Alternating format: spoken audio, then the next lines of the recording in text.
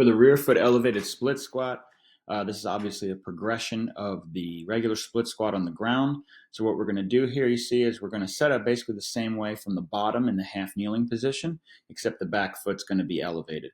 Before we get to the back foot, let's just talk about the front leg. You'll see that on a rear foot elevated split squat, we're going to have the shin at a little bit more of an angle when we set up than the split squat on the ground, as opposed to that more perpendicular shin to the ground. Basically, this just allows for a little bit forward track into the knee. You see I'm not out past over my toes, but I'm just pushed forward a little bit, and it allows my body weight to really center over my front hip here. As for the back foot, I am elevated to an 18-inch box. You can use a box or anything really that can get you up somewhere between 12 and 18 inches. My legs are a little longer, and I have pretty good flexibility and mobility through my hips, so I can get down there more. For most people, I'd say 14 to 16 inches is probably the sweet spot, but you have to see what works best for you. Obviously, if you have access to, they do make it's like a little stand with a foam roller pad that runs across it. This is made directly for this exercise.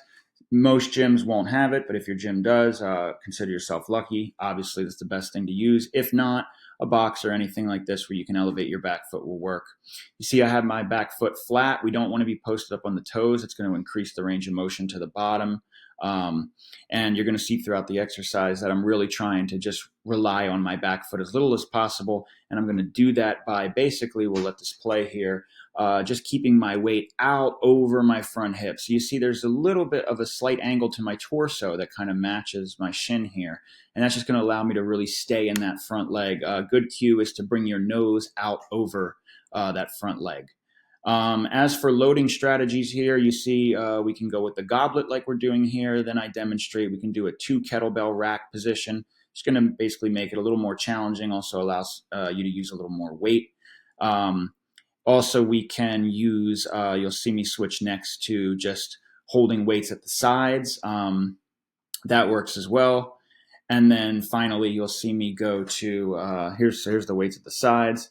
And then finally, you'll see me hold a weight on the opposite side of the leg that I'm on. That's called a contralateral load. That's just going to work the hip that I'm on a little bit harder. So I'll obviously specify in the program which load you're going to be using, but several options here. The highest progression of this would be we can just use a barbell. We would probably do that in the front rack position, so like a front squat. But see here, I'm just really sitting through the hip. I'm really just letting that back leg go for the ride. You'll get better at that as you go along.